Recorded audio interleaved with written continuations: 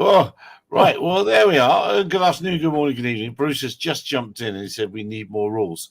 And what normally happens is we talk about it before we start and go live, whatever he puts in the bottom. And I thought this time, let's get everybody. Now, which rules do you want, Bruce? Which ones in particular? I'm being sarcastic, but speaking of rules and bureaucracy and crazy things, before we get into drones, did you see they made that suicide pod and they had it in Switzerland? Yes. And they used it for the first time. It was very successful. But the Interior Minister of Switzerland complained that it wasn't compliant with their health and safety regulations. Product safety rules. That's right. Product safety rules. So they've arrested everybody. But and didn't they arrest someone who was taking photographs as well? I don't know. But what? Should bureaucracy run mad? Gosh. Someone was taking photographs of it and they arrested the photographer. I heard as well. It's all pretty grim, though. So you wouldn't take photos of the person going in, would you? No, it was of the pod. It was of the pod. Hello, wave to the fans. Wave to your fans. Yes. I won't be back. No. Hello, Grey Arrows. Hello, Johnny. Hello, Cliff. Hello, everybody.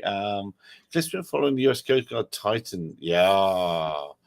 That was a cushion, isn't it? Stuff you, Cliff. But yes, you're right. Yes. Dodge the bullet. Yeah, I've done cushion testing here.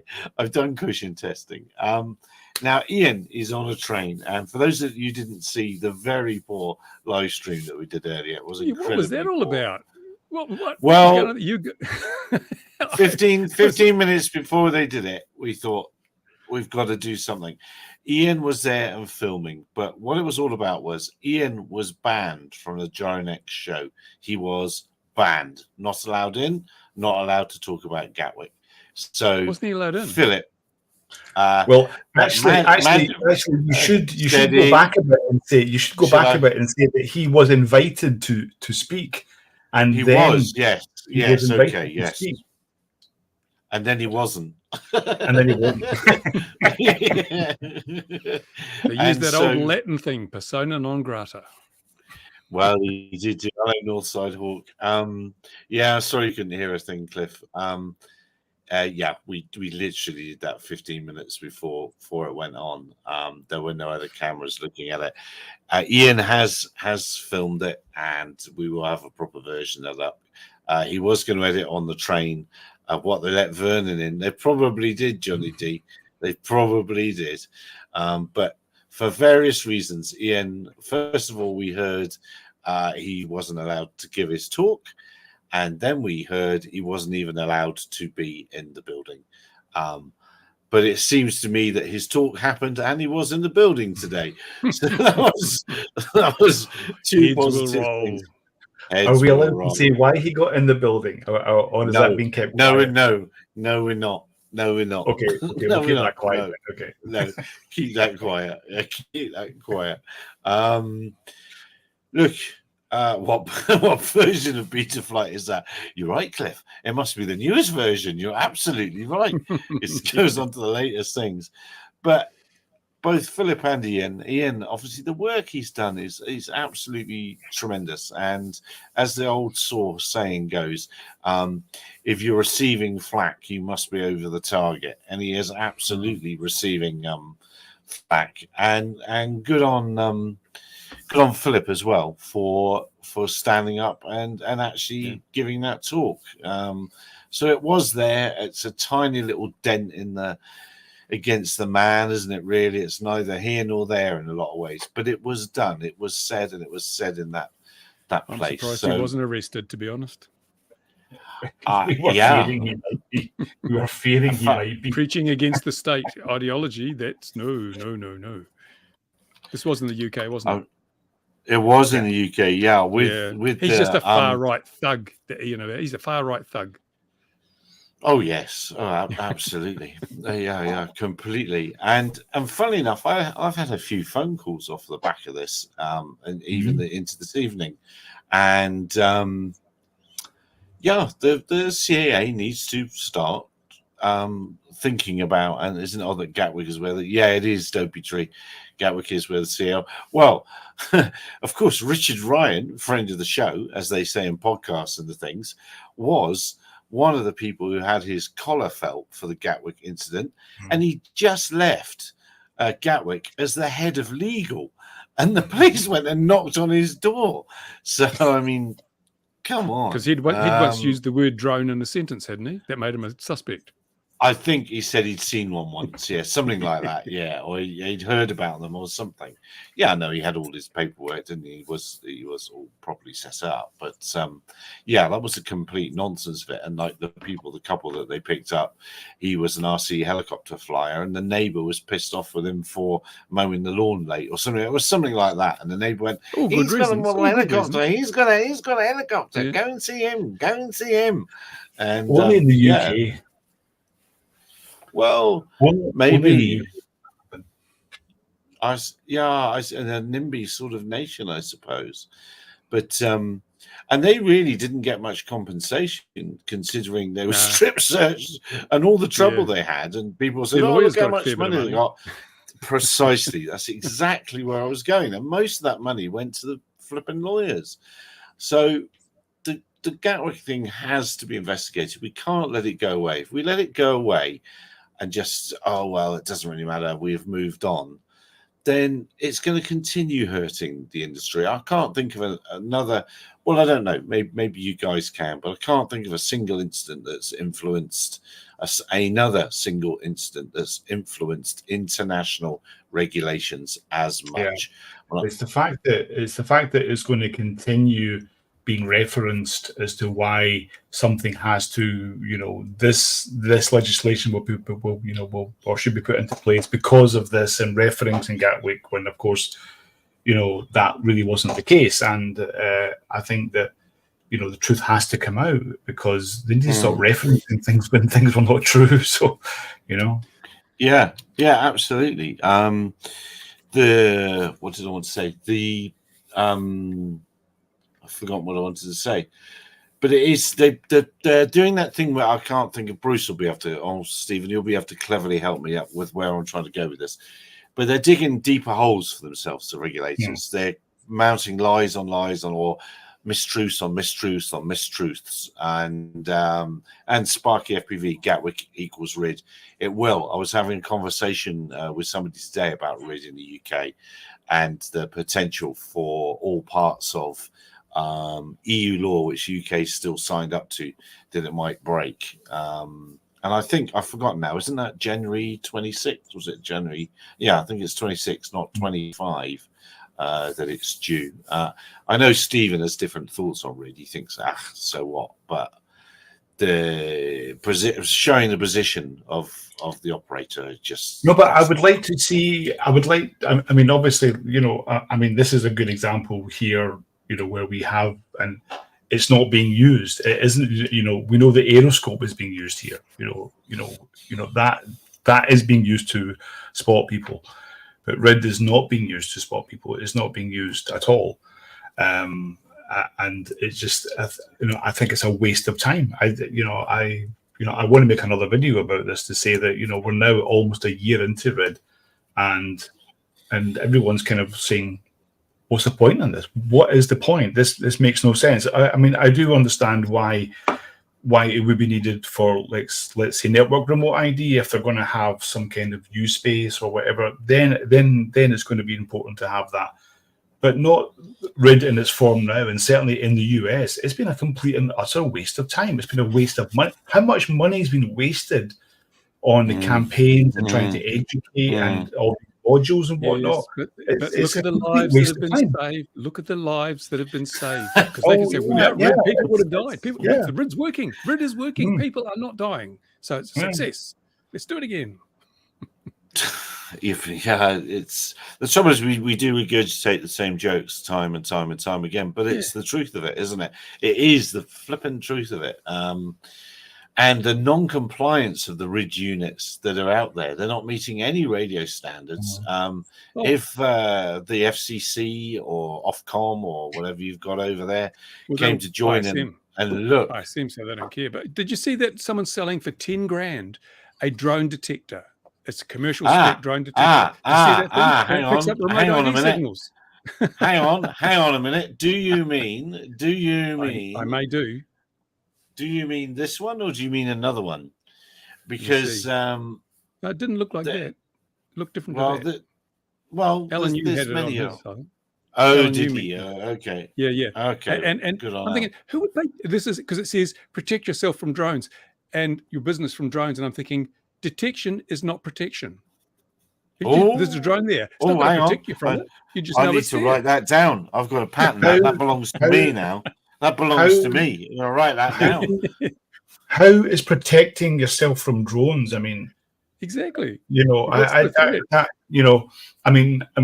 can understand the Russians having that kind of attitude or that kind of slogan to say protect yourself from drones. I think that's but outside of Russia, that makes no sense at all. No. Well, they're selling this whole paranoia thing. If you see a drone, it's a threat to your business. And 10 grand, it's just basically a Raspberry Pi and a software-defined radio. Don't tell me, is this from the UK? No, it's a US one. I know this is a US one, but to this speaks to, and I've seen Dopey Tree's comment there. I'm with you. We're going to go there. This speaks to the fact that people say, and also those aren't Bluetooth antennas, are they? But anyway, that's for RID detection, and that's the first thing I thought is that's the wrong antennas. But they look like they may be collinears. Are they collinears? Yeah, I'm sure they're collinears. Yeah, I'm sure they're. In which case, they could be frequency. I suppose it could, couldn't they? Yeah. But people suggested, it doesn't really matter because no one's going to. Who's going to listen out for my RID signal? People are setting up that business plan that we decided ages ago we should do, and we've missed out on it. They are setting up networked receivers, SDR receivers, as Bruce said, over cities, and they're listening out, and they're not listening out to protect companies. They're listening out to start gathering commercial data. If I know that Stephen flies here every Tuesday at 4:00 over this particular facility, then maybe I'll go and knock on their door and say, I'll do it for half the price. They're gathering commercial information, in my humble opinion. I have to be careful not to get on such a high horse. But yeah, no, that caught my eye, that one. Oh, have I cut everyone off? Here we are already. No, we're still here now, unfortunately. Oh, blast. Now on to Dopey Trees. Dopey Trees comment here, because funny enough, this is another thing. I've been speaking to somebody today, and I think Ian's quite close to the Gatwick thing. I think we're getting there, and I think all the bits are falling into place. And I would like this to be our next big investigation, is these NDAs with the Civil Aviation Authority in the UK. So if I go and work for the CAA in the UK and I see something that's happened in a trial and that looks really tickety-boo, and look, they're ringing him already. They're ringing him already. And I go and I leave the CAA and create a company pulling this information or using the privileged information I have, that'll be somewhat dodgy. That happens in America all the time. But the main thing with the UK one is the CAAs run it's public money, and if they've got any information, it should be for the public to have. They shouldn't be siloing it and hiding it. So this is very interesting, and I spoke to somebody legal about this earlier this evening, and he's pretty sure it's not cushy for lots of reasons. Usually they have the thing, it's this commercial confidence is, that's exactly because our councils are so, that we can't trade commercial. That's exactly what he said to me, and he said that's what the CAA used to do. They never used to have people sign NDAs. This is new. The NDA thing is new. So we've got to get to the bottom of this. But I say 21 million given away for BVLOS trials. And why don't the hobbyists get a chunk of that? They're flying BVLOS all the time. But you know what happens in Europe. So if you look at the Cesar projects and golf, the golf space trials, everything is transparent. All the reports come out. Every bit of detail comes out. You see who, when, what, and why, and everything else. It's very transparent. So all the money that is spent there, which is probably the same amount of money, if not more, it's all public. So you see everything, and that's the difference between what's happening in Europe and obviously what's happening in the UK. But that's fine, isn't it? It doesn't matter if it's lots of money if everyone can see the data, and maybe you can say, well, that trial was rubbish. You should have done it like this or done it like that. But at least you've got the opportunity to do that. You've got no idea when they're hiding behind NDAs. You've got no idea what they're trying to do. I mean, I've been out with my my 7-year-old's really getting into cricket, and so we're chucking balls a long way. And I've been practicing because that London trial for Wing and not Aptera, what they call apps, whatever they're called. I reckon somebody handy with could chuck a cricket ball as far as that trial. That's such nonsense, and so much money would have been spent on that. It's absolutely ridiculous. I was rather hoping that a report was coming out from PwC today that was going to give the CAA a bit of a kicking, but maybe it's coming out tomorrow. I thought it was being timed to come out to coincide with this Drone X, but I'm guessing another $16 trillion is the industry is valued at now. 16 trillion or something, Forecast, so yeah, that's what it'll be. Well, there is that as well. I had an argument with somebody on LinkedIn, my favorite place to argue, and I was saying how rubbish his surveys and all these forecasts were, and he said, "How's anybody going to plan if they don't follow our reports?" This is like, well, they just make up numbers. There's no need. If anybody's making plans based on these industry reports, they need the bumps read. They're going to go bust. Oh, Alex saying tomorrow is the PwC report. Yeah, but thanks, Alex. PwC uses the world-proven Puya algorithm. Oh, go on. What does that mean? Pulling it out of your ass. The number. Yeah, it was Drone Industry Insights I was having a pop at. They absolutely pull the numbers out their arse. I keep getting these things in my inbox, get the latest report on drones and find out the future of drones. This company's trying to send me these reports or charge me to buy these reports. Oh, yeah, I get that all the time as well. Yeah. I get that, yeah. Just $225 and you can get this PDF file. No, thank you. Yeah. Well, I'm too busy buying crypto. Ooh. Well, I keep if the number is really huge, I will put it in SES News. But I know that SES News readers are smart enough to realize I'm doing it because I'm just like, whoa! Well, I give them a laugh. Can we have a guess? Can we have all the viewers can put a number into the chat about how many $1 trillion that in the PwC report tomorrow? And then the winner, we can send something to them. Yeah, well, I've heard it's going to be damning of the CAA. I've heard that the CAA are not going to be happy with this PwC report tomorrow, but we shall see. Cliff's saying, speaking of CAAs, did you see pricing review? Yeah. And well, that's a short enough answer, isn't it? Yeah, because they've got to go. They're not going to be funded anymore. They're going to have full cost recovery. So they have to get their money from somewhere. And fortunately, at this stage, it's the commercial operations of commercial passenger operations seem to be paying most of the bill. But I can guarantee you that we will see other methods introduced to try and scoop some cash out of drone flyers. Yeah, absolutely. And it's time, like today. Oh, I must say, actually, I must get it on record again, as I did on the thing earlier, that just before Philip was going to start talking, they had a mystery power cut, and it was in their booth, in their thing, and they were in what was it? This was the intelligence studio, the intelligence theater. In the intelligence theater. So they had a mystery power cut just before he was going to start, and they're absolutely the wrong people to do that to, because they went off and found some battery packs and made it work. So they were the wrong people to do that to. Have you seen that film Jason Bourne? Have you seen Jason Bourne? No, right? No, you haven't seen Jason Bourne or there's a whole lot whatever. of those, I was messaging Ian this morning, and I was just saying to him that This is a bit like I'm just seeing Jason Bourne here, you know.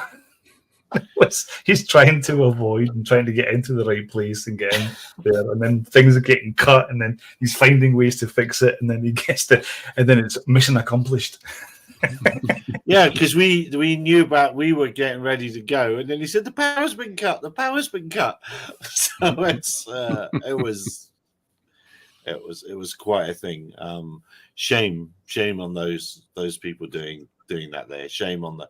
Oh, but maybe it wasn't. Maybe it was just a power cut. Maybe it was a genuine thing. But you've got to be careful. If the trade show that you're going to censors what people are going to say, that's not entirely looking after the industry, is it? Not at all. But it's not about looking after the industry. It's about making money. Yeah, I know. It's all the bits I don't understand on this drone world. I wish that I had a great big pot of money that I could just employ lots of legal people to look at this properly and help Ian. Really, he's done this all on his own bat. It's amazing work, and I still think he spends way too much time in his garden. He could spend more time on this. Well, yeah. God, he can come and have all my bloody bamboo. You know, he does that work in the garden. It's okay. But the density in that garden, it's at risk of imploding into a singularity because you get so much stuff in there. Yeah, it's come a long way. So I showed you that one thing. Let's show you another thing, because coming twice this week. Have you ever done a statistical broadcast? See what predictions made in the past? Oh, Alex, you could just pull numbers out of the hat. We used to have a spinning wheel. We used to have what's it called? You know, like Wheel of Fortune wheel for numbers and stuff like that. But what do I want to say to that? I want to say that the drone industry is increasing all the time. Things are happening, but it's not the big, sexy VC moneyed stuff that's working. It's people plodding away, making actionable data out of whatever they do. And those companies are expanding, but they don't make great headlines. They're not super sexy. But the industry, and even the definition of drone is becoming rather fuzzy too. As urban mobility, is that a drone or not? You know, you can't call it an unmanned aerial vehicle if it's got people in it. But they seem to be lumping it into the drone industry as a part of that. And then I wish we could chuck them out. Yeah, we should chuck them out. We don't need urban air mobility. We can have some small delivery drones, but we do not need to be lumped in. But we don't have urban air mobility. It hasn't even started. Yes, you haven't been speaking to the people at EHang, have you? How many years have they been testing now? How many years have they been trying to get certification? How many headlines have we had that Boeing or whatever it is? You know, EHang, what happens in China stays in China. You know, the bodies do anyway, because they will. Sure as eggs, they will. This from Elbit, sensitive shooter, flies like a UAS, strikes like a missile. So that speaks to your blurring of the boundaries and the terms. You know, at the end of the day, what is a new broomstick business? The thing is, you ask my wife about that. Yeah, if it flies, it is a cruise missile, isn't it? I mean, that's all it is. A cruise missile. That's all. They have an aerodynamic component of their flight. And they blow up at the end, whereas a proper missile is purely ballistic and blows up at the end, and a drone doesn't blow up at all. Well, yes, you're absolutely right. Yes, sensible as ever, if one wants to put it like that. Especially these kamikaze drones. I love that terminology, kamikaze drones. Do they know there are not people in these drones? How can it be a kamikaze drone if there's one like this? One like this, intercept a drone to fight off hostile UAVs. Yeah. With a model after that Formula One racing drone, eh? Yeah, I was just going to say, this is something that the Dutch drone gods have built, and it looks like it's been copied or they've bought the design or something, but and that was going to happen because it made such good headlines, and it was super impressive, and it was only a matter of time that we've seen this. So yes, this is surprising. I've seen this morning on your page. Yeah. And you can 3D print them, so it doesn't cost much to set up. Yeah, exactly. Yeah, but I think we'll all agree they're a bit okay, meh. Meh. China September hype. MUC Racing. I'm not quite sure which China September hype you have. Yeah, stuff's not going out. Is it the trade sanctions and things? Yeah. Big stuff isn't going out. That is for sure. But how long it takes to go down that supply line, who knows? And I have a feeling Ukraine is making the stuff now at scale, and with partners in Europe as well. This I used again on LinkedIn, my favorite place to argue. People were talking about how good the replicator program is, which started in August last year, and they're saying that they've done as much in 5 months as it would take them to do 5 years. Well, they've not produced anything at all. Wasn't it a million drones or something? Wasn't it? I don't know. Well, Ukraine's well on the way, isn't it? It's well on the way to 1 million drones, and they probably will. So 10 minutes from arriving at Bradford, and should be less than 10 minutes in a taxi. Oh, that's Ian. Okay, I suspect those guys at Rotorite are just too busy to keep making that many drones. Oh, they have an awful flight controller, don't they? They have such a dated thing. Does it have to return to home? Our friend Don Joyce from Canadian or Deepak, whatever it is, he's got himself a Neo. Did you see his last video? Yeah. Yes. Well, they've gone mad, haven't they? People are going nuts for those things, and I've seen quite a few of them. I'm hesitating to use the word or phrase "fly away." I think they're blown away. They're just like people are trying to fly them in ridiculous weather, and guess what's going to happen? Well, they fly them on the edge of a cliff, and it does a zoomy away from the cliff, comes back and stops just out of arm's reach, so you can't get it. Battery goes flat, falls in the water. Yeah, exactly. And then there was one thing that I thought was absolutely right today, and I couldn't say here enough, is that there should be an effort made for people with disabilities to enter this world more easily and stuff like that. I don't think that's. I think that's a good idea, but maybe that's just me. Good luck to Eagles guys. Does a disability make it any more difficult to get into drone operation? No, being like, for example, a paraplegic, how would that make it more difficult to fly a drone? Yeah, well, they obviously think there are problems, so good on them for trying to sort them out or highlight them or whatever. I think the color of the t-shirt's more of a disadvantage than anything. Who'd wear a shirt that color? I realised this week that I've got 2 T-shirts of companies that have gone bust now. It's like, that's a real indicator of how things are going. If they've still got hello Mick, how are you doing? UK at Rains, free rain wipers if you pre-order today. Some crazy old comments here. Rain wipers on the broomsticks. Goodness me. I guess we've got to now drag it out for Ian coming on board, and don't drag it out, Gary. You'll get demonetized. Oh, really? What is it? In what way? I don't understand. Oh, drag. Oh, yeah. Okay. You're okay, Gary. You're a bit tired tonight, aren't you? You don't have a macro lens, so no one would even notice. Oh, steady on.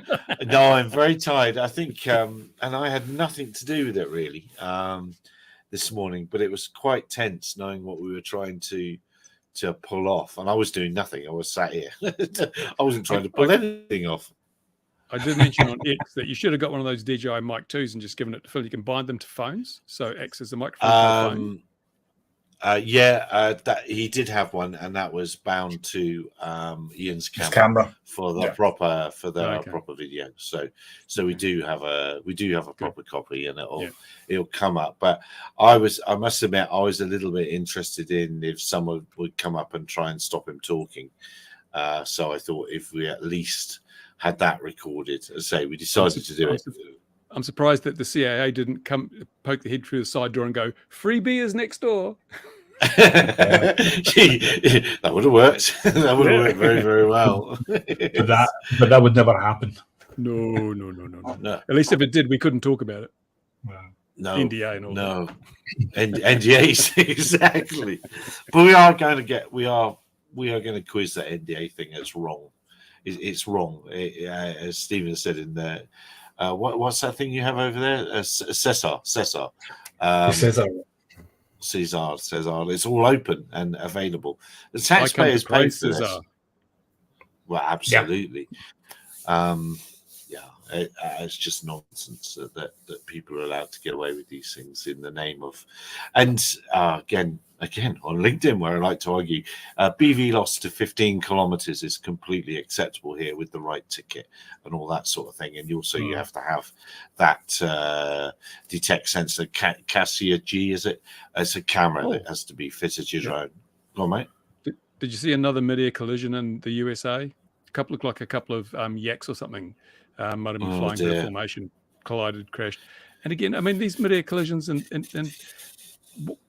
they seem to be so regular, and yet there's very little mention made of them by the FAA. And yet we're all every couple of weeks I see on X, FAA warning, don't fly near manned aircraft, don't fly near airports because of the risk you pose to man. Seriously, as I say, we need more rules for regulators, because something has to happen. We've got a new Aviation Act coming into effect next year in New Zealand that will empower police to arrest you or deal with aviation rules for drones, just like in the UK. Just like the UK. Yeah. So I dare say this could see some enforcement action going on, because the CAA, I suspect, will get some of the fines. So you may have police going out on just monitoring the parks, waiting for someone to go flying. Oh, it's absolutely speculative missions. Yeah, well, I'll jump back to the 15-kilometer thing. So then people are saying, yeah, we've got a vast sky and there's no air traffic and all that sort of thing. But these BV loss things that happen here are happening in the city. They're happening in Durban. They're happening in Joburg. They're happening in Pretoria. It's people doing patrols at night across various parts of the city. So that. It's BV. It's at night as well. But wait, there's more. So, the idea that it's not happening in places, it's happening in the middle of nowhere is rubbish. And I will maintain that every single commercial operator in the UK that makes money flies BV loss all the time. If they don't, they go bust. Come on. It's ridiculous to think. But But it's that kind of regulation, that they say that that you shouldn't fly in your manned aircraft and stuff. And I actually called one air traffic control in one airport here in Finland, and I just I just called them up. I called the tower. I got through to the main guy there, and I was asking him, we're planning to do operations in that area. What is your procedure? And he said, well, just you give me a call and we'll, he said, I actually have the book open right now. He says, we're actually going through with my team. We're going through how to deal with drone operations within manned aviation, within the CTR. He said, we're just going through that right now. He says, yeah. And when you're doing that, he said, just let me know so that we can just plan flights and blah, blah, blah. And it's like, so it should be that easy that you just, rather than having this, that you shouldn't. It should be that, yes, you can, and this is what you do, rather than don't do it. Don't do it. Yeah. Yeah.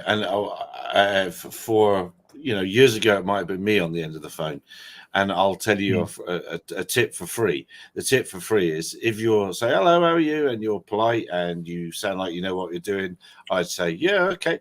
But if it sounded like you didn't know what you were doing, I said no, sorry.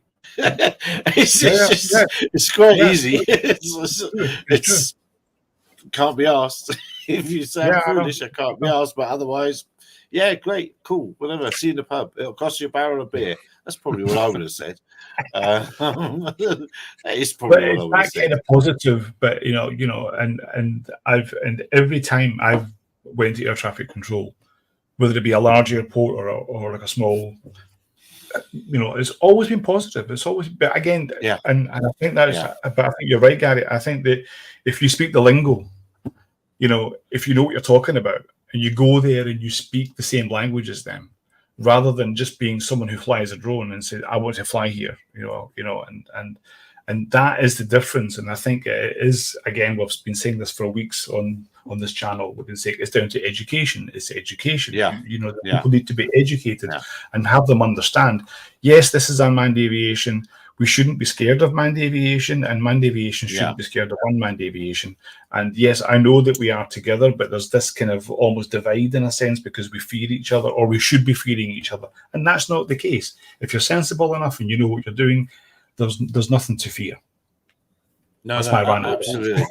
No, you're go on, mate. Yeah. Red. Sorry, I was red. I was just going to. Speaking of the National Trust in the UK, have you watched DJE Media's latest videos? He's going to these National Trust sites and flying his drone.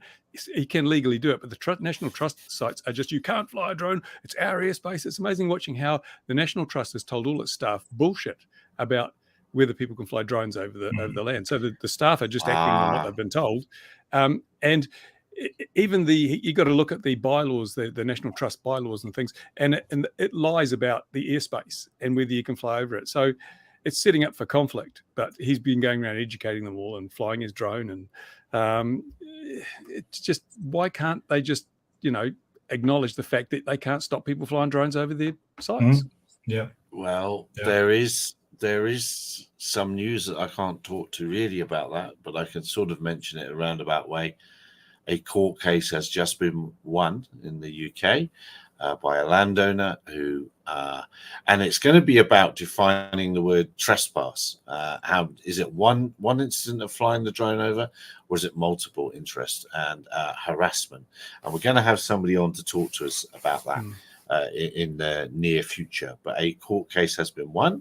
And then, of course, there's Chris Crockford. Chris, I might have got his name wrong there, who's off to Switzerland tonight. I wanted to get him in because have you seen his Morecambe Bay drones video and the ruling they got with Crown property in the UK and the ability to fly over it? That is very interesting. So Ian's going to be here in 5 minutes. 5 minutes, ladies and gentlemen. He's in hair and makeup right now. Hair and makeup. Let's put the Chris thing on. Now the Chris thing is a bit of a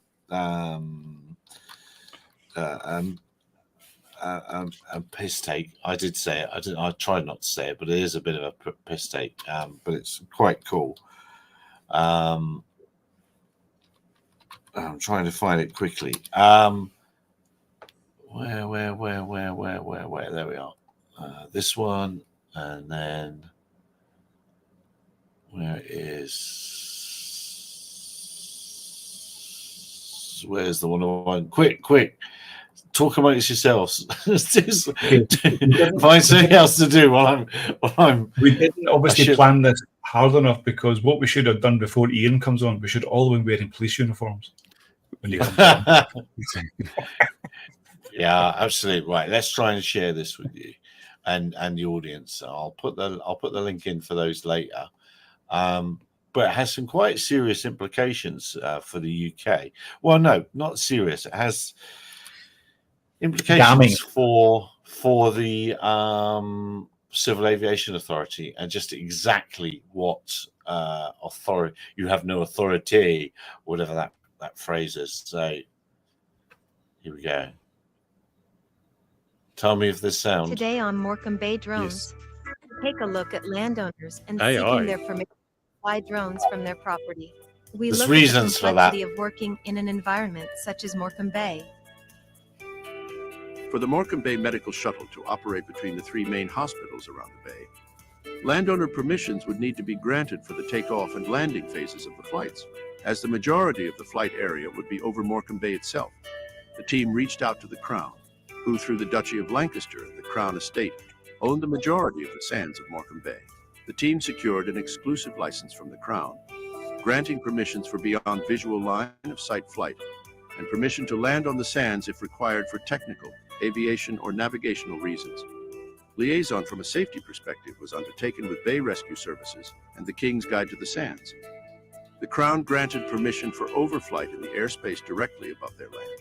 This was perhaps a first for drone flight, where the landowner has granted exclusive permission for overflight. Airspace is sovereign as detailed in Article 1 of the Chicago Convention of 1944. The Duchy of Lancaster is the King of England, and as the monarch, he is generally recognized as being invested with sovereignty over UK territory, and as such the exclusive license granted to the team permitted them the rights to operate drones exclusively off and over the sands of Morecambe Bay. The laws on overflight of landowner property are evolving with the growth of the drone industry. In the UK, 13th century case stated that the landowner owned their land, Cuyus Estate Solum, Iowa's Estate Ausque, at Coilum et ad Infros. And I've said that in the pub I was lots. going to say that. Yeah. The law Yeah. changed in the 1970s in a case involving a manned aircraft deployed to photograph homes, with the aim of selling the photographs to homeowners, where the court determined that landowners' rights extended to such a height as is necessary for the ordinary use and enjoyment of their land. Drones, as we know them now, were not in existence, nor were they consumer products in the 1970s. And so the definition of ordinary use That's quite could be clever, because interpreted that's to the mean that the Westlands landowner one that has was right in the to enjoy the 70s. airspace over their land without disturbance from third-party drones. Or it could be interpreted such that the landowner has exclusive rights to operate their drone in their airspace over their land. What is clear is that the definition of at what level airspace changes ownership from landowner to sovereign has not been clearly defined in law. The boundary between upper and lower stratum is unclear.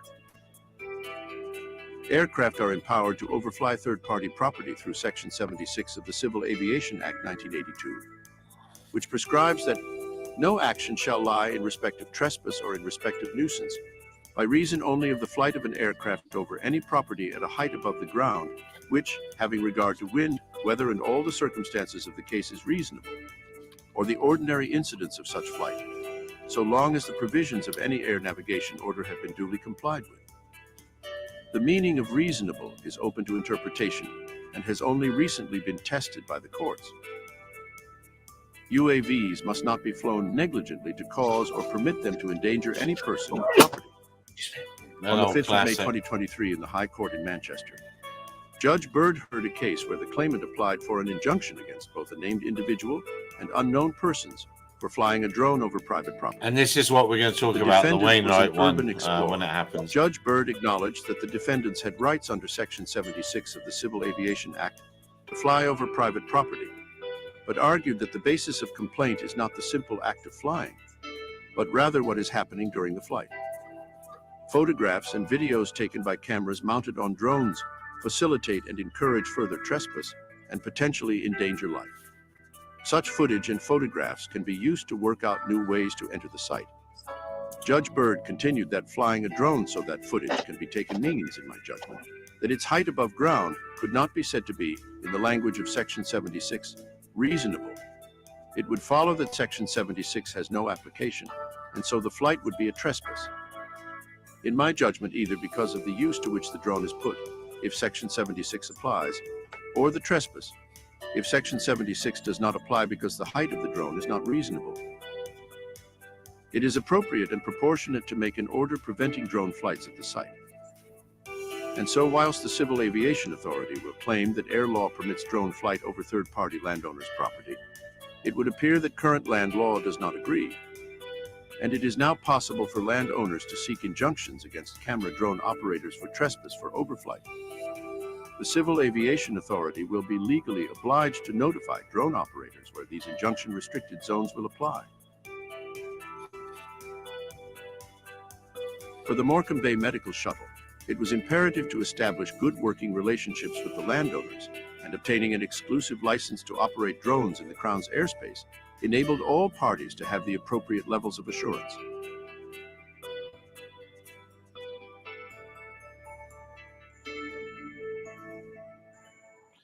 Now, I know that the CAA went absolutely doolally when that happened. They were not best pleased at all. Let me put his site up.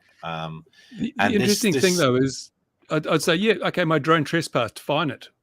I didn't trespass. I'm standing over here. But if you want to find the drone, find it. If you can get money out of it, go for it. I'd love to know how you do that. Well, we're gonna have the barrister who won that case. He's sending me. He called me earlier. He's sending me some stuff to post tomorrow. But I'm going on safari tomorrow, so it might not happen tomorrow. Yeah. It's a very interesting time. He's on our side. I think you might think he's not on our side from that, but it nudges the CAA's grasp and hold of these things is just wrong. I personally don't think they're the right person to be or group to be regulating drones at all. I don't think the drone world should be within the remit of aviation authorities. Traditional aviation authorities, they just have ended up that way. And here we go. Look someone's here. Oh no! Look out! Here we go. Here we go. Well, look, he cut his. He must have a haircut too. Look at that. Oh, he looks so you're shaven and haircut, and you look tidy, mate. He went in disguise, didn't he? He had to go in disguise. That's why. That's a good point. It's been bloody hectic. I didn't realise quite how big London was, so I went to get my taxi, and then I said, "Oh, how long will it take?" And he goes, 50 minutes. And I'm going, my train's due to go in 48. And I didn't have a flexible ticket, and it was a first class ticket. So of course it was. I was ready for it being quite an expensive night and getting home very late. But thankfully, I said to him, I'll do you a tip. If you get me there on time, and he managed to trim 5 minutes off somehow. And I got there. In fact, you can't go for the stands next to the train. They're all for outgoing only.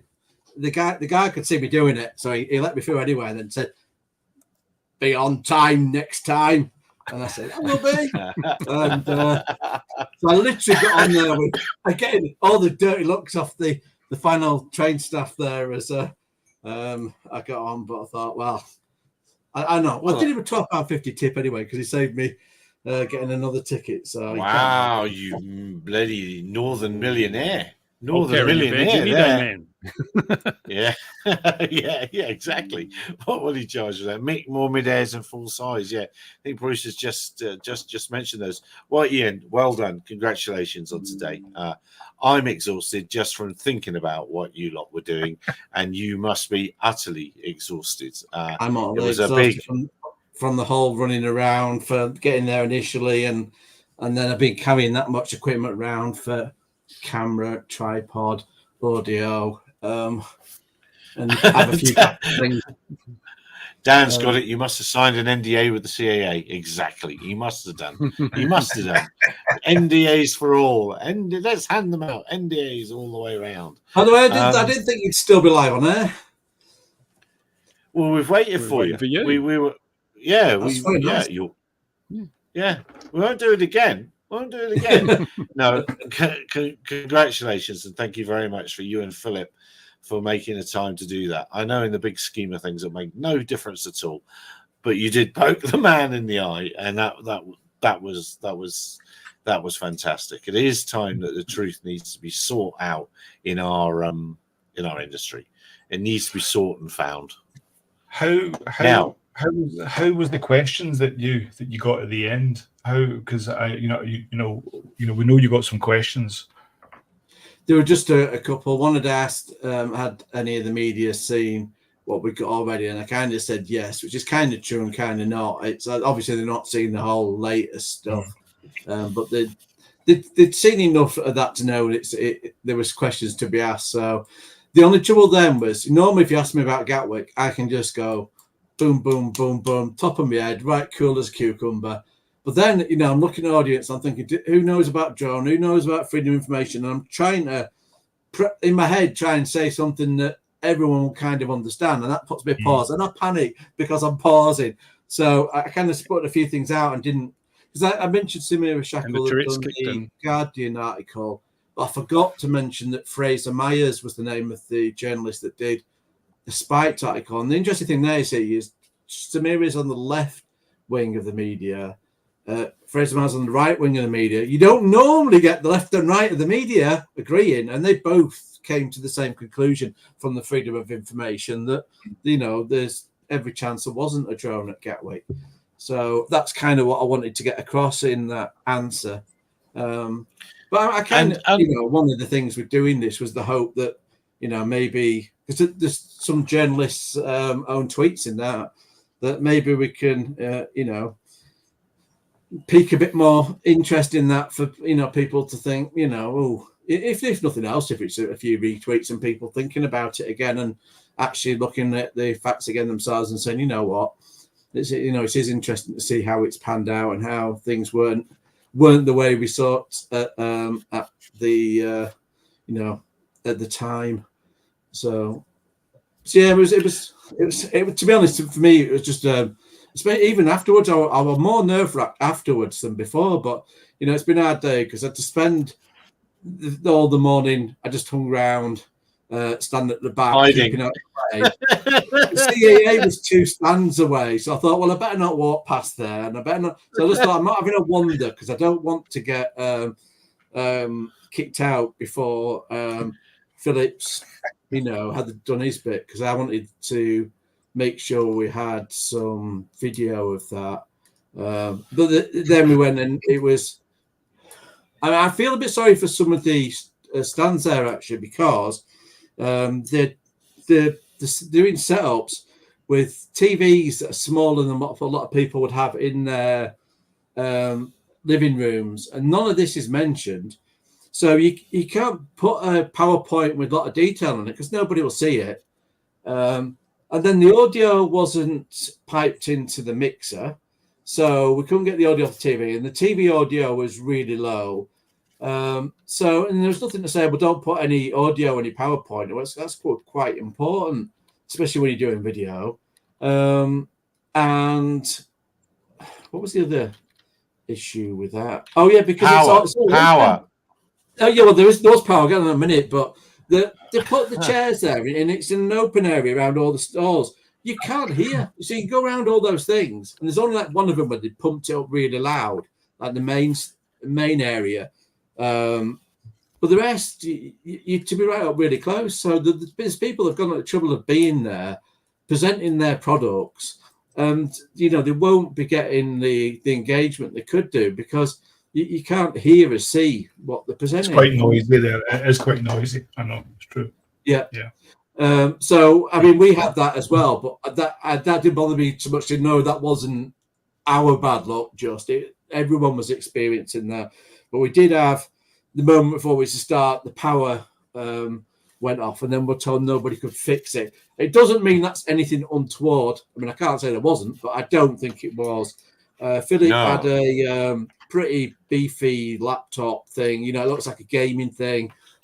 So it could well be that when he put his laptop power thing in, he blew it. The thing is, it had extension leads, and I think there was an extension lead and an extension lead. And I think it could have gone over the 13 amps or whatever and popped a fuse. But thankfully, Philip had a inverter with him. Weighed a ton. So that's the trouble is, when I was supposed to be thinking about being ready and that for the video, I wasn't. I was running to the other end of the thing to get an inverter.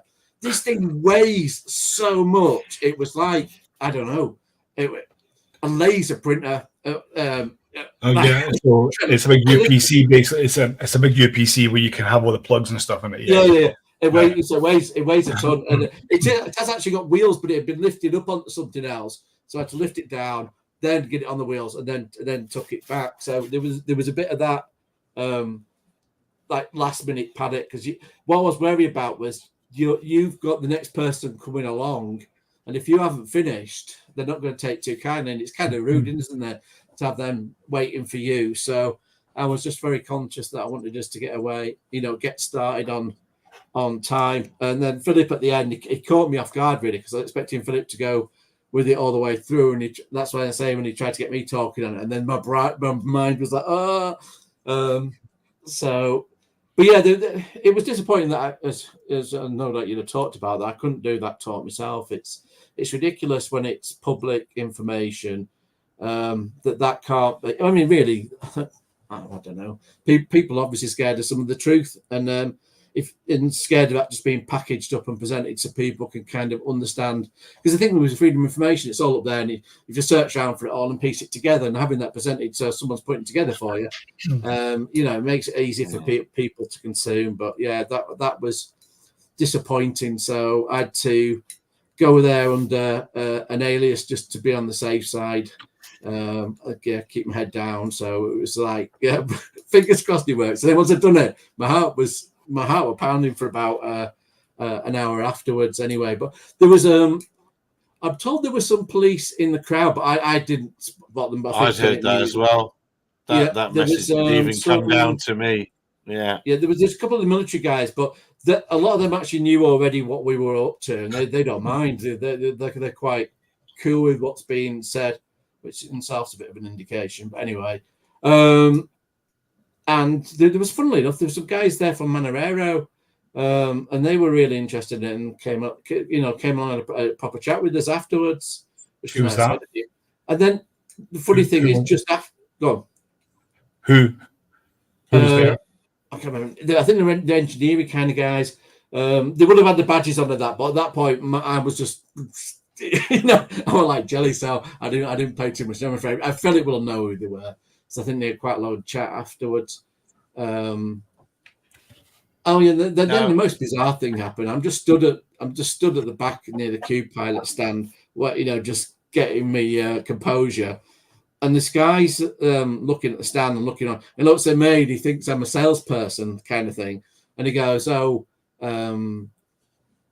what exactly is this? And I went, it's Cube pilot. It's really good if you're building something. He said, I don't want to build my own stuff. I fly DJI, Mavic Mini, one of the newer ones. I said, oh no. I said that's fine, but if you ever do go down the route of self-building, this is good kit to know about. And then I noticed, looking down, tech journalist on his badge. And I said, did you happen to see the Gatwick presentation? He went, no. And I said, so there was one of them. I went, yeah. I said, I was supposed to be doing it, and then I was cancelled. And he goes, really? So he's quite keen to see that. So he knew some of the journalists that have done. He knew of those that have done the past articles. So I just thought, ping it his way as well to show a few more people that it's good with people in the sort of tech media anyway, because they can be quite ignorant of drones. Good job that he's actually got one, so he'll be one of them that's not. But yeah, actually seeing some of what you have to go through. But he seemed quite switched on about freedom of information and so on. So I thought, nice, it's another potential ally for the future. So I'm kind of interested in that from trying to send him a cube. Oh, by the way. Very, very, very cool. I'm 6,000 miles away and nothing to do with the skullduggery, and even I was tense this morning. So goodness knows how you felt. Yeah, I mean, I felt a bit awkward in that for Philip and Ben at 3DXR, because they've kind of got a bit dragged into this when they don't really want to. They was quite right that I should have been able to talk about Gatwick, and they shouldn't have to, because really Philip would have wanted to talk about the Cube stuff and that for the day, but he just felt, as a matter of principle, it was wrong, and that's why he essentially sacrificed his talk to put in my slides. And I'm hoping I'll be able to put out high quality video and audio of that. And this is again because I've been running about to get the what you would call it, inverter power thing. Yeah, I've done an actual test with Philip beforehand, and this is good. It'd be a good for you to see anyway. So we've got Philip explaining why he was doing what he was doing. So that's a nice video in of itself, which I'll try and get to you tomorrow. But that went perfectly fine. I played it back, it's all there. And I didn't do anything different when I came to record the talk. But I've got my camera set up specifically because one of the worst things to ever do is think you're recording something and you're not. Because you maybe had it recorded before, you've hit the trigger thinking you're starting a new recording, you're ending the last one. So I have mine so it does me a red border around the screen. So I know as a fact I'm recording. So I had this, looks right. I thought, well, I can't see the volume. So I have it set up so I've got the view meters showing me the volume. I thought, oh dear, what's going on here? Because normally I shoot with manual lenses. I switched to an auto for this one. I thought it'd be a better thing. So I didn't know what distance away I'd be and all this. Like I thought I'd be like potentially really up on a stage, a long way from Philip. That's what I had in my head. So I've got something with a bit of zoom, which so I set it off and then noticed the audio wasn't recording. Then I've got to play it back and it looks like it's captured all my audio as individual frames of images. So I can put it back together, but I think it will have lost my audio. But thankfully, because I'm using the DJI mics, they keep a copy of the audio. And even if they didn't, I had the GoPro record and I could have got the audio off that. So I'm hoping tomorrow evening I can put the pictures and audio back together, put that out. And the nice thing is obviously having the slides. When he's talking about slides, I can cut to the slide instead. So you see that, so you can see it all nice and clearly.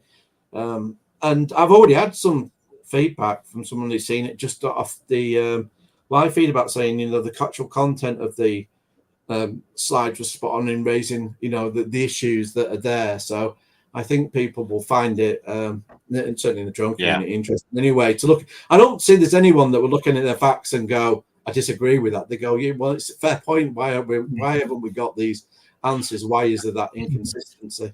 I noticed you at the time we're doing the live stream and that. Do you actually do a bit of talking about it, or did you just watch it? Because you on that? Not really. They were laughing. Yeah, we were. Yeah, that's what we were doing. Yeah, that's, pointing, and we had sharp sticks, and we wanted to poke you with sharp sticks. That's exactly what we were doing. Yeah, I mean, it was. So we decided to do it 15 minutes before we went on, and then the power cut happened in that 15 minutes. So, yeah, it was a. But really, I was thinking, Guy, if Philip gets bundled off stage, we've got to have some recording of it somewhere. If you look, there is a lady that keeps coming round in the back. Yeah, I noticed that. There was a few people, yes. Yeah, she keeps coming around. So you're thinking, were they considering it? But that would raise more awareness to it. If they, absolutely, it would have raised more, and that's when people are, which to be fair, probably would have been the best thing for you. It would have been actually a good thing to happen, but they probably sent it themselves and said, let's just leave it because it's noisy, and we'll just let it go. They were, But I don't think they realised that Ian's got a copy of it. That's the other thing. They thought no one's seeing it. It's only the people in the room. Yeah. And so you're not going to be Frankie Goes to Hollywood on that. I'm not going to ban you. Okay. I did make sure that I got the SSD straight into my pocket. Thought that might not go missing.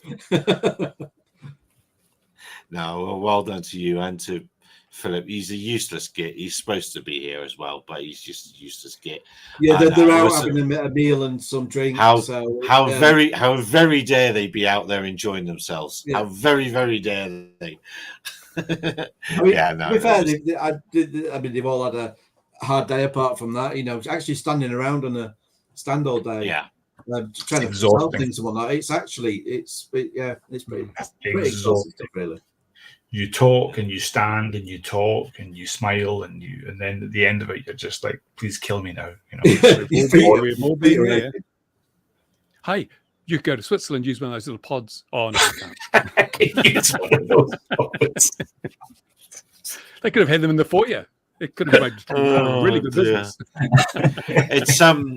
It's crazy that these shows are in the centre of London, isn't it? It really is crazy. The most expensive place to be, and it's not actually the centre of London. It's just in the city of London. You're actually off to one side, so it makes it even harder. And it's next to an airport. Which is more stupid because I was there a few years ago, and I was with the guys from Airhud.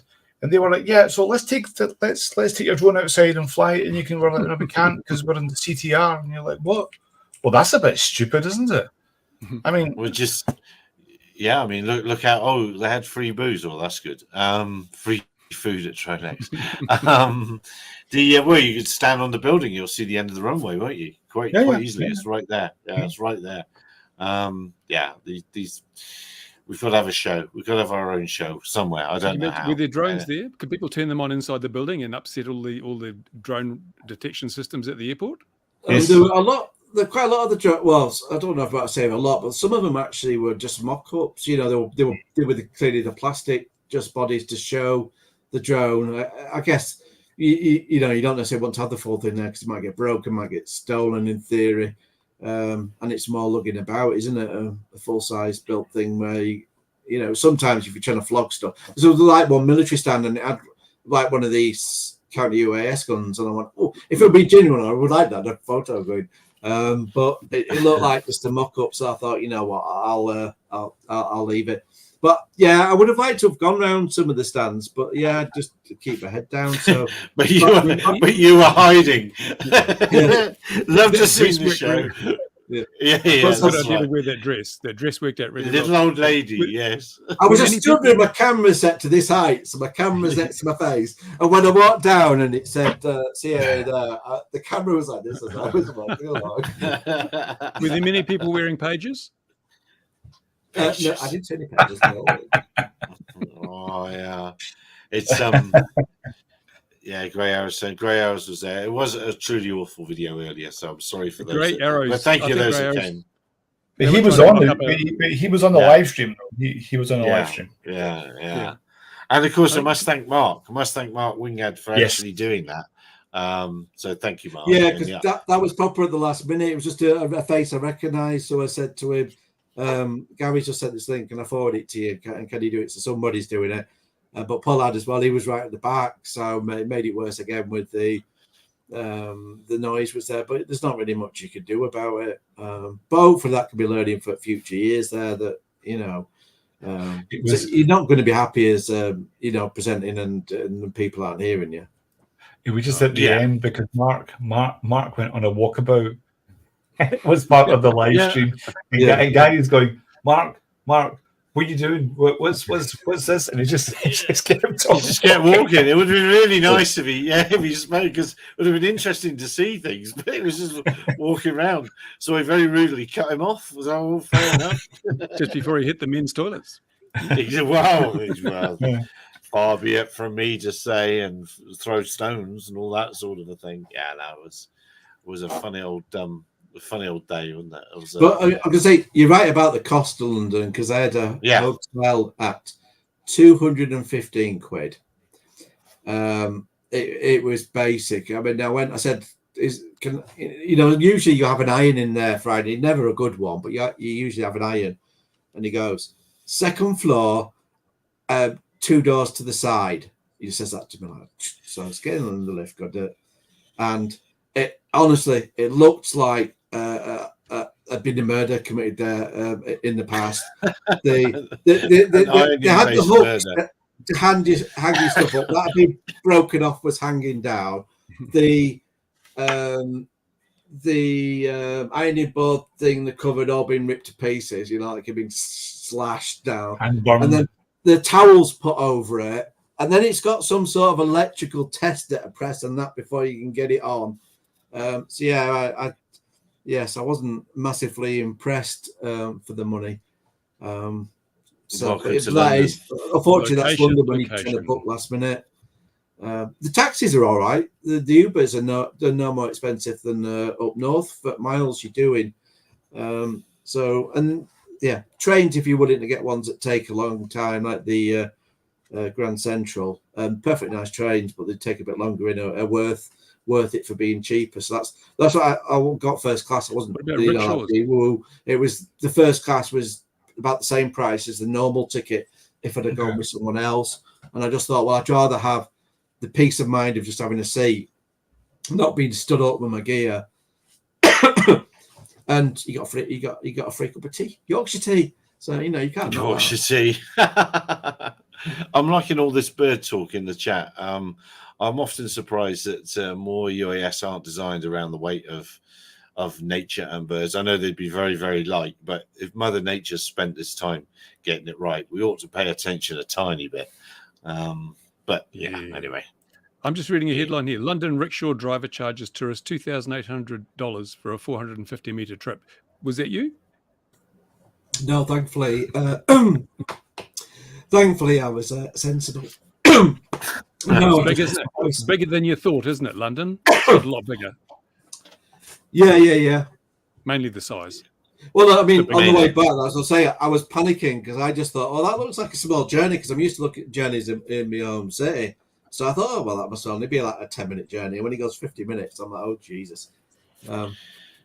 So, yeah, I made it back. So I'm happy about that. I just, after, well, to be honest, the other sacrifice I had to make doing this was I didn't have much leave left for the year. So I've actually had to drop a few of my days over Christmas to go down there. So if I would have done another day, but that's why I couldn't afford to do so. So that's why because obviously I had to get down the day before. So it's 2 days off for me. Yeah. But amazing job. Yeah, I mean, things like this, opportunities don't come along very often, and it's good to see Philip as well. So I thought, well, sod it. It'll be an adventure, and it was definitely an adventure either way. I mean, even if we hadn't got to have done it, it would have been a bit of a story and a laugh having tried. But I'm glad we at least managed to do it, because the thing is, we've got private sector companies, big names.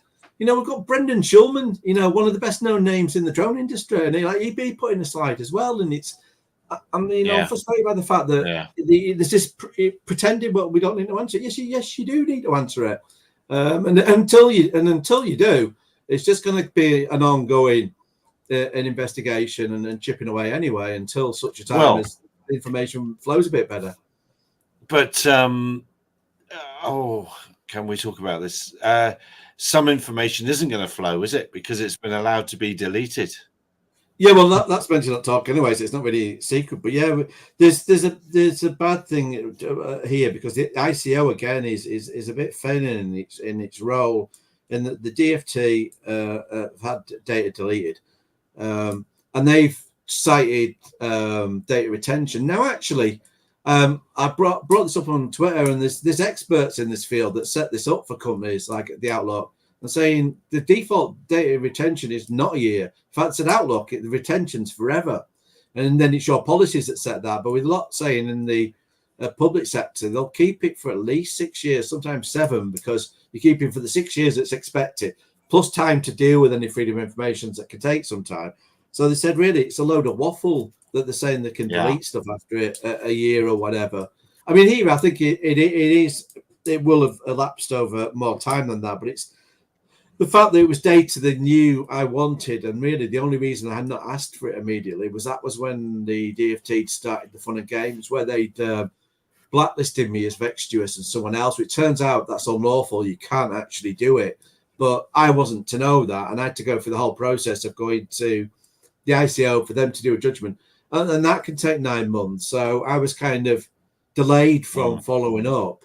And then, data's got deleted in the timing. And then it gets worse. I then thought, well, wait a minute. I know that the person had these emails, was copying them to the Home Office. So I asked the Home Office, go, yeah, we've got those emails. Can I have them? Then I think they've had a word with the DFT, and now they're just ignoring the request to release those emails. Now, with freedom of information, it's got to be applicant and the reason the core's blind. It's not there should be never any. This is Ian Hudson asking for a request, or it's about the Gatwick. There should be none of that going on. There should be no communication between agencies trying to play games with that. That itself, the Information Commission would frown on. Yeah. But the trouble is, you are really, another thing needs to come along, and I think it is going to end up being the CAA NDAs. It's certainly going to be one thing we're looking at, but at least in this instant, you have a great deal of knowledge of the FOIA system now and data retention, and you do need to set up a company holding people's hands through freedom of information requests because you know how it's done now. That's just absolute nonsense. Look, I think we should let you go to bed. Yes, I need to go to bed. You don't need to go to bed. Thank you very much for everything you've done today. Thank you to Mark. Thank you to Philip. It really was amazeballs. Boys, do we have any more before we go? Actually, we should say thank you to 3DXR as well because they were there hosting Philip. And if you ever want Cube stuff, go and speak to them because they're the UK dealer and nice people. And the Northern as well. So it was. Well, never mind. It was definitely. Can't have everything down there. Don't forget our sponsor.